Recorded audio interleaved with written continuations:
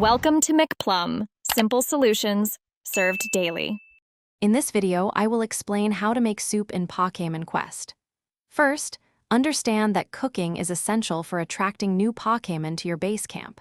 You'll use different cooking pots to combine various ingredients, creating dishes that appeal to specific Pokémon types. This process is straightforward and a core part of expanding your team. To start cooking, you'll need ingredients. These are primarily gathered by completing expeditions. As you explore, defeat wild Pokémon to earn various drops. Also, keep an eye out for glowing spots on the map. Interacting with these will often yield valuable cooking items.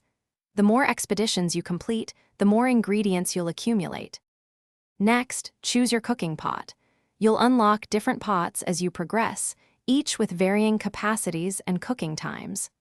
The pot you use also influences the rarity of the Pokémon you attract.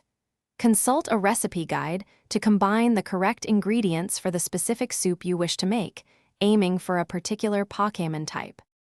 Once you've selected your pot and ingredients, simply place them into the pot and start cooking.